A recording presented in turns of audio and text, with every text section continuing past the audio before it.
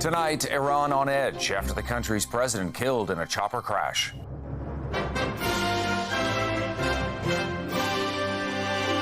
It looks like an accident. The question now, what next for the regime? Plus, controversy and condemnation for the International Criminal Court. No one can act with impunity. Prosecutors want the leaders of Israel and Hamas arrested. Also, Canada cracking down on car theft. A new national strategy to fight a huge problem. Our government is acting now. In New York, the prosecution rests its case at the criminal trial of Donald Trump. This trial is a disaster for our country. And foraging for food in the forest. The way to connect people to nature is through their mouth. The Alberta chef who's getting wild with his ingredients.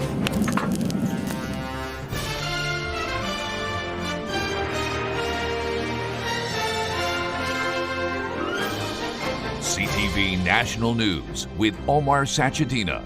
Reporting tonight, Todd Vanderhayden. Good evening. More instability in the Middle East tonight at the worst time in the aftermath of the death of Iran's president, Ibrahim Raisi, a conservative hardliner killed in a helicopter crash on Sunday. It's thrown the government into uncertainty, although it doesn't change the person who is truly in charge in Iran, that is Ayatollah Khamenei. But new questions over whether the president's death will do anything to change Iran's confrontational stance with the West. CTV's Jeremy Sharon with the latest. After an hours-long search through the foggy mountains of East Azerbaijan province, a recovery effort this morning confirming the death of Iran's President Ibrahim Raisi, along with its foreign minister and all 6 others on board. Their helicopter crashed Sunday, returning from a trip to Iran's border with Azerbaijan. There's no word yet on a cause, but sudden intense fog was reported in the region. This morning, Iran's cabinet held its first meeting since his death. The country's first vice president, Mohammad Mokber, led the meeting next to a framed picture of Raisi. They have to hold an election within 50 days of the death of a president, and they have an acting president now who was the first vice president, but it's unlikely that he will become the new president. Iran's supreme leader, Ayatollah Ali Khamenei, has stressed the country's governmental affairs won't be impacted. This regime apparently is not vulnerable. It's not likely to unravel. It's not likely to crumble as a result of these. There's not likely to be a power struggle that will dissolve the regime. On the streets of Tehran this morning, residents react to the news. He was a popular figure in our country, and he is not easy to replace, this man says. Hundreds also gathered in the streets of Tehran to mourn the death of their leader. But Raisi was a polarizing figure amid diminishing relationships with the West.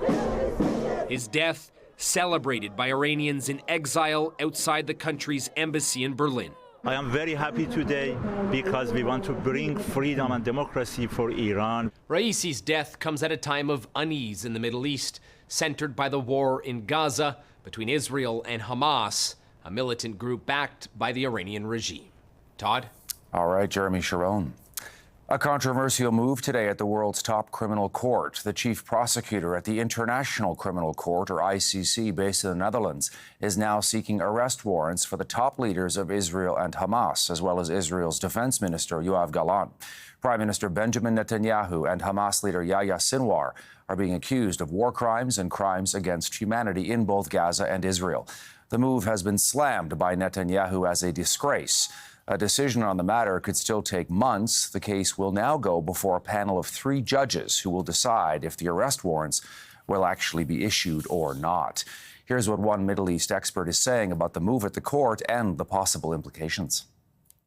For Israel, this actually has bite.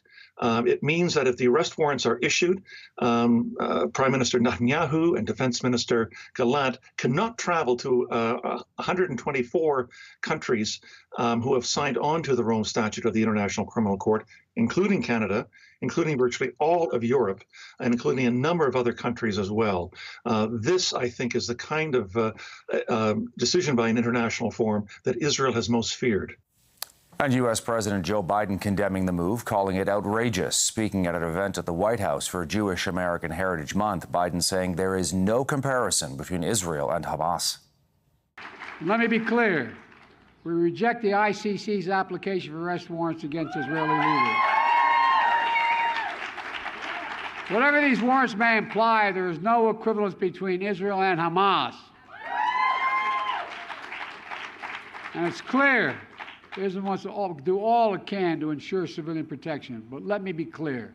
Contrary to allegations against Israel made by the International Court of Justice, what's happening is not genocide. We reject that. We will always stand with Israel and the threats against its security. In our country, a car is stolen about once every 5 minutes. It's a particular problem in Ontario and Quebec, and the Port of Montreal is notorious for car smuggling. Now the federal government promising a new plan to fight a crime that costs Canadians billions of dollars. But here's the question. Will all the promises and pledges actually result in real action? CTV's Tony Grace has more. From fast work in driveways to frightening violent attacks, Canada's estimated 90,000 vehicle thefts a year leave a growing trail of victims. This is an issue that is touching the lives of far too many Canadians. Today, the unveiling of a national action plan, building on previous funding announcements for police, ports, and border security. Those investments are starting to bear fruit.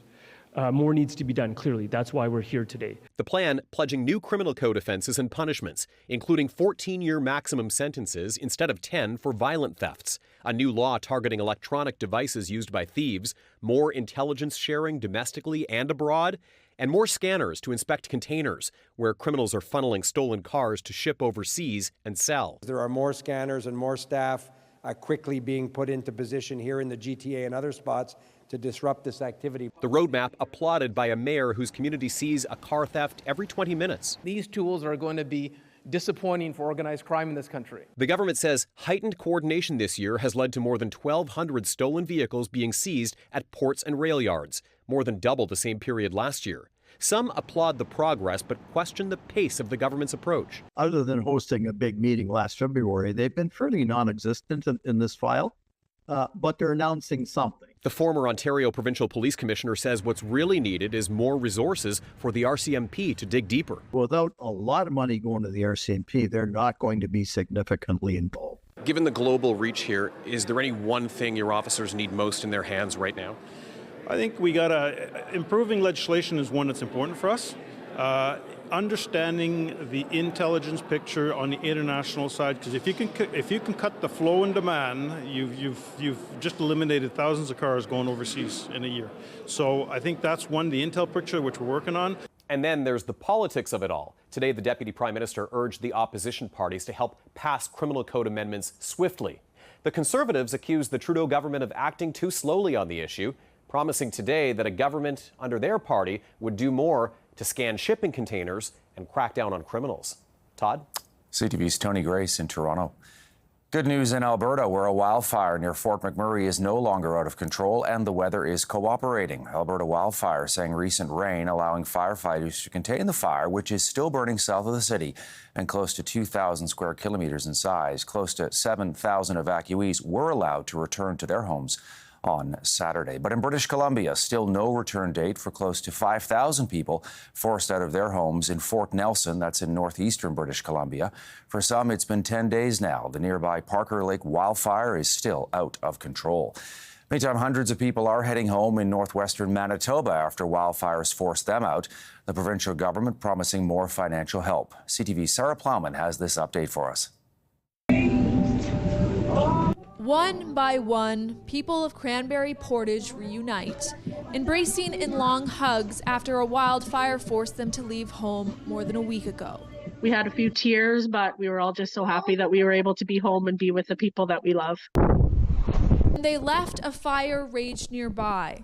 The road back in revealed scorched forests, but thankfully in this regional municipality, homes were spared. We weren't really sure if there would be a home to come back to, in fact. Manitoba has announced additional help for evacuees, $200 for adults and $100 for children to cover groceries or pay bills. These gas station owners never left Cranberry Portage. The Lundys stayed behind to help provide fuel and feed firefighters. It had to be done. During peak season, an evacuation meant a major loss of income. It's going to hurt. It's going to hurt the business for sure. In Fort McMurray, rain has brought relief and a window to make progress. Officials say that fire is now being held, meaning it's not expected to grow. Crews are still finding hot spots. And if they find a hot spot, they dig it up and expose it and put water on it until it's extinguished, and then they keep going. In northern BC, rain and cooler temperatures are also helping. Because of the weather, they have been able to make great progress on the guards around the fire, as well as working from the fire's edge and inward up to 100 feet in certain areas. Officials say 10 properties were damaged and 4 homes burned. People from Fort Nelson are waiting to return home. I just want to go home. I'm ready to go home. The mayor of Northern Rockies Regional Municipality is working on a plan to be ready to return, things like setting up the grocery stores, the hospital, and seniors complexes. But they're waiting for a cue from BC Wildfire Services. And even when that happens, he says it will still take between 7 to 14 days to go back. Todd. CTV's Sarah Plowman. Former investors with a man who once called himself Canada's cryptocurrency king say they are concerned he might still be spending their money even after the 25-year-old was charged with fraud and money laundering. Investors say they're closely watching Aiden Pleterski's social media posts, where he's previously boasted of a lavish lifestyle. Pleterski is accused of running a Ponzi scheme which duped investors out of more than $40 million. He's been released on bail, but is forbidden from posting on social media about financial matters. A dramatic day in New York City, the prosecution resting its case in the criminal trial of Donald Trump. Trump facing 34 counts of falsifying business records to cover up a sex scandal with a porn star. The former president's defense team will now present their closing arguments tomorrow, and soon it'll be up to a jury to decide whether Trump is guilty or not. CTV's Rahim Ladani has more. Good morning. Donald Trump's former attorney, Michael Cohen, was back on the witness stand for a 4th day. Under cross-examination, there was a new revelation that could further hurt his credibility. Cohen admitting that he stole $30,000 from his boss. Cohen testifying that Trump owed a tech firm $50,000 for artificially boosting his standing in an online poll about famous businessmen. Cohen said he only gave the company $20,000 in cash, keeping the rest in retaliation for a small holiday bonus. I was angered because of the reduction in the bonus, and so I just felt like it was self-help, Cohen said. Trump's attorney asked, "So you stole from the Trump organization?" Cohen replied, "Yes, sir." The fact that he actually admitted to stealing this money under cross-examination, I think is a huge, huge problem for the prosecution. Cohen is the prosecution's final witness in their case against the former president. Trump has pleaded not guilty to 34 felony counts of falsifying business records, and how the jury views Cohen could be crucial in their deliberations. He's the only one who's been able to directly say he had personal knowledge that the former president knew that business records were not just falsified, but that there was going to be reimbursements made to Stormy Daniels just 12 days before the election. At the center of the case is a $130,000 hush money payment that the former president allegedly signed off on to give adult film star Stormy Daniels to buy her silence. Mr. Trump, are you planning to testify? Outside the courtroom, Trump sounded off against the trial and the judge. There's no crime. You know, they go through all this stuff, and there was nothing done wrong. NDAs are perfect. And by the way, legal expenses, you know, we paid a legal expense. You know what it's marked down in the book says? A legal expense. He's totally corrupt, and he's interfering with an election. With the prosecution's case now complete, the defense has begun calling its own witnesses, but it is unclear if Trump himself will take the stand. Rahim Ladani, CTV News, Toronto. A cargo ship that crashed into a major bridge in Baltimore, Maryland, causing it to collapse, was finally towed back to port today. Tugboats pulling the badly damaged ship to a marine terminal 8 weeks after the disaster, which paralyzed the channel and halted operations at one of the busiest shipping routes on the U.S. eastern seaboard. Officials say they expect the channel to reopen within the next 10 days. There's some good news in Haiti tonight. The main airport in the capital of Port-au-Prince is finally reopened. It's a positive sign we may be seeing more signs of stability. Criminal gangs have largely taken over much of the capital, leading to violence and a collapse of civil order. The Haitian government itself has been in free fall since the assassination of the country's president 3 years ago. But a new transitional council is trying to plot a path back from all the chaos. And the international community is sending in more than 2,000 police officers headed up by Kenya. Coming up, the bank that's taking on the government. This is something that I've never seen before. The $300 million lawsuit and allegations of intelligence leaks. Plus, the chef drawing inspiration from nature.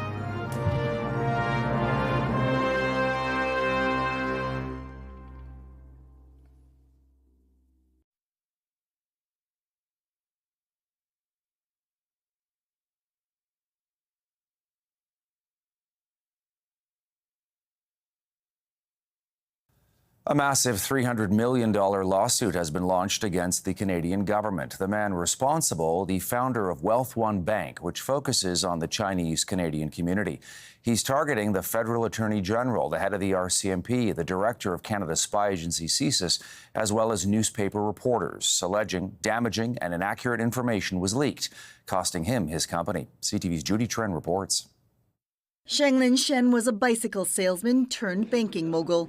Then leaks to the media painted the bank he founded as a potential conduit for Chinese interference. I cannot make a living in Canada. My client, Mr. Shenglin Shen, was a victim of a mass dissemination of false information that went into the public record. The Canadian says 2 independent audits cleared him of interference, but he was still ordered by the finance minister to divest his shares in Wealth One Bank. Shen says he lost his reputation while his bank lost customers. Which resulted in many layoffs, loss of value, loss of business. Shen is seeking damages of $300 million. His lawsuit names the Attorney General, the head of CSIS, the RCMP commissioner, and reporters at the Globe and Mail.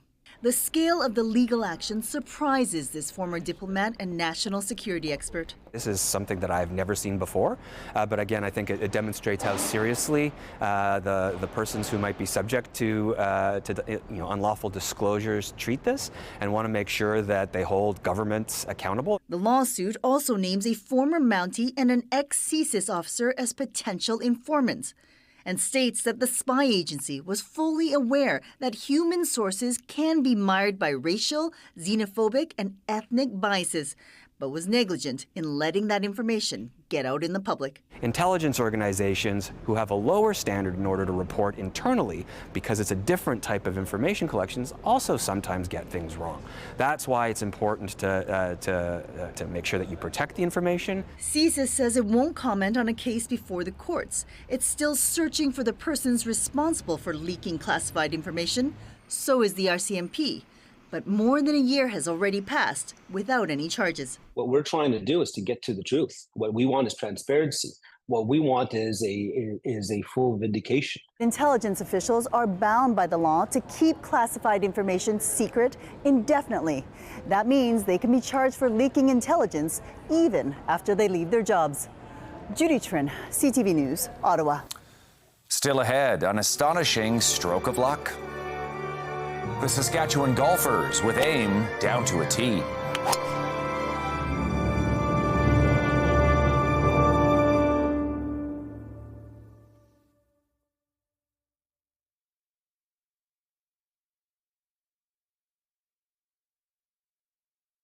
It's usually a once-in-a-lifetime shot in golf that not everyone gets, the elusive hole-in-one. But 2 golfers in Saskatchewan did just that, and it was on the same day, and it was on the same course. The odds against that happening are astronomical. CTV's Alison Bamford has their story. A start to the golf season Grady McDougall never imagined. The 16-year-old teeing off on hole 6, a par 4, 320 yards from the pin. There's a huge hill middle of the hole. You can't see the green whatsoever, so I hit first, looked good. We thought maybe just left side of the green. Turns out his ball landed a little more to the right than he thought. The odd chance that it was in, I went and checked the hole and it was there. The rare par 4 ace, only ever made once in the history of the PGA Tour back in 2001, with the odds of McDougall sinking it 1 in 6 million. I had 3 of my buddies golfing with me, and we were all pretty excited. He has a history of defying the odds. The teenager scored his first hole-in-one at just 14 years old. But there must have been some extra luck on the links that night. Joining McDougall in the rare feat, his former gym teacher, Reed Whitrow, who also happened to be out for a round. Whitrow's ace coming on the 17th hole, his first ever. Many people golf their whole life and don't get one, so I was pretty fortunate to get one. Like I said, year 4 or 5 of actually golfing consistently, I was pretty fortunate to get one that early. Exciting moments that don't happen every day, let alone twice in the same evening. With the hole-in-ones, Reed and Grady, they both got a little medallion from us. Most golfers who score a hole-in-one are over the age of 50, giving both of these young players plenty of time to earn another one. Allison Bamford, CTV News, Regina. After the break, forest food from a top forager going wild in Edmonton when it comes to making meals.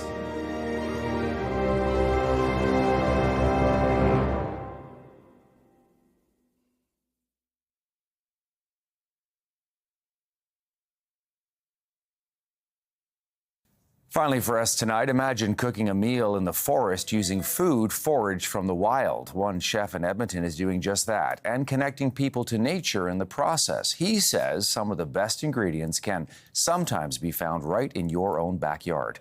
Miriam Valdez-Carletti has more on his recipe for success.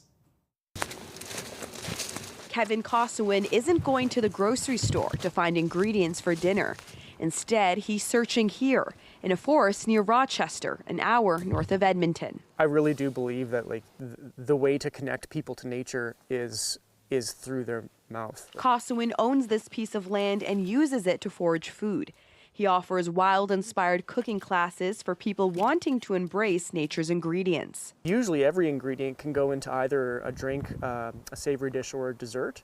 And so we're usually brainstorming about how could you use birch and put it into all of those places. Beautiful, biodiverse, probably nutritious as hell for you. Kosowin is part of the docu-series From the Wild. It follows people learning about nature while discovering adventurous new flavors. I think people are generally surprised that there's as much to eat here as there is. Just in this area, there's fiddleheads, nodding onion, hazelnut, and roses to forage. People from across the country come to this area and learn from Kosowin and taste the variety of what Alberta has to offer. When you're in the Rockies, there's different species, and juniper should be in your gin, for example. Whereas here, juniper's not present, and so the flavors of that drink might be spruce forward. Through each class and every discovered ingredient, Kosowin hopes foraging gives people the chance to feel connected to their food. Miriam Valdez-Carletti, CTV News, Edmonton. And that's it for us tonight. I'm Todd Vanderhayden. For Omar Sachedina and all of us here at CTV National News, thank you for watching. Have a great rest of your night and your long weekend as well.